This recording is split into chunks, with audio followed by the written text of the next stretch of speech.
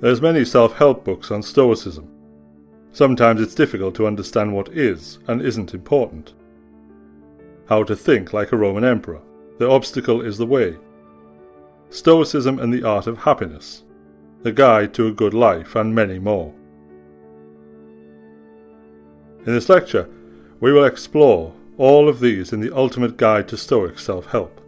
In a time of madness and uncertainty, many turn to methods and remedies to combat this feeling of stress, anxiety, and anger, to ultimately live a good life.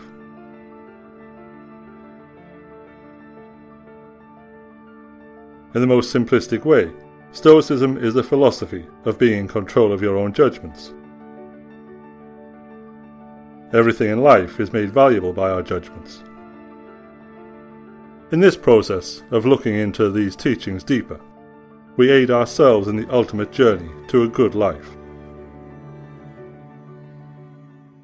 In the infamous words of Shakespeare, there is nothing either good or bad, but thinking makes it so. These words must be made practical.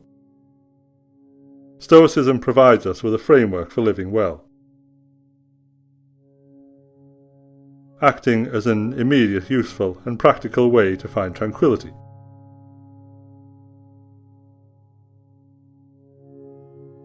This lecture will summarize 3 ways in which Stoicism can guide us towards a better life. The first of these is focus. Focus, intention, and purpose become the citadel of all philosophical understanding. For Stoicism, this is the case. In the modern landscape, we become tempted by a lot of life's distractions. When we get faced with these distractions, we can become overwhelmed and get lost with indecision. This indecision starts to cause difficulty, and we start to lose touch with the advances that life hands us. The Stoics believe that the best way to combat this feeling of loss is to fight the right intention. Intention and purpose motivate us into the right direction. Viktor Frankl writes on this. Frankl was an Austrian neurologist, psychiatrist, and holder of Stoic teachings. He is a famous author of Man's Search for Meaning, that meditated on the gruesome experience that Frankl faced in Auschwitz. His horrific circumstances taught him about the primary purpose of life, and the quest for meaning. Finding purpose and meaning becomes the primary motivation in our life. Everything can be taken from a man, but one thing, the last of the human freedoms, to choose one's attitude in any given set of circumstances, to choose one's own way, writes Frankl. His principle not only comes down to focus or intention, but is also defined by our own responsibility. The next of these essential Stoic principles that links perfectly with the ideas on focus is embracing purposeful action. The Stoics have less interest in theoretical contemplation of Stoicism, but instead the belief that action must be embraced. You can't get through life without action, even when it seems impossible. Action remains the only answer.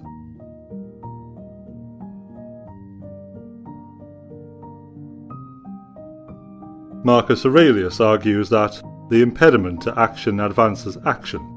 What stands in the way becomes the way.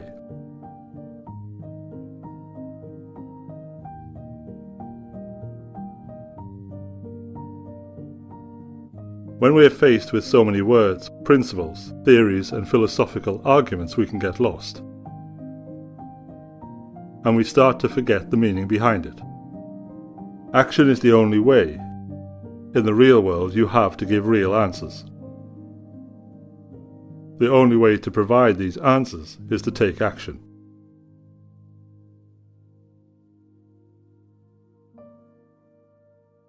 A true Stoic gets out there and embraces the theory. Waste no more time arguing what a good man should be. Be one, Aurelius explains.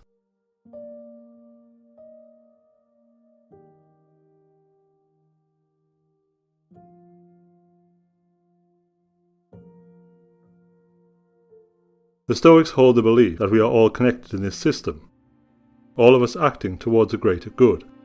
When you face yourself finding it difficult to take action, think to yourself, you don't have to take action, but you do have the choice to. It's up to you to choose the correct perspective. We have to embrace purposeful action, ignoring passive reactions. Living intentionally means to welcome the gap that waits between the event we face and the judgment we have on it. When faced with a bad situation, we always have the power to consider our judgments and ultimately control our actions. The Stoics heavily advocated for ignoring the external. Many of the things we consider to be stressful in our hectic lives lie outside the realm of our control. Through distinguishing what is and what isn't within our power, we give ourselves a new outlook on the way we should approach situations. The Stoics see what they can do and simply ignore the rest. External things are not the problem, it's your assessment of them, which you can erase right now, Aurelius argues. Imagine yourself in a bubble. Everything outside that invisible boundary cannot harm you. It's there as a distraction, with no real benefit to our own improvement. How we think and how we act are always intertwined, and therefore are constantly interacting with each other. Our thoughts determine our reality. If you behave with virtue, then you cannot concern yourself with the impact of external events that lie outside their control. Through this you know that you're living a good life. Epictetus, a figure especially interested in control, talks on external events. Some things are in our control and others not. Things in our control are opinion, pursuit, desire, aversion, and in a word, whatever are our own actions. Things not in our control are body, property, reputation, command, and in one word, whatever are not our own actions, he summarizes. By understanding this, we start your journey towards a better life. These powerful principles have the ability to transform the way we think about life, the thoughts we make, and ultimately the choices we live by. Stoicism brings us power, and this power brings us closer to a better life.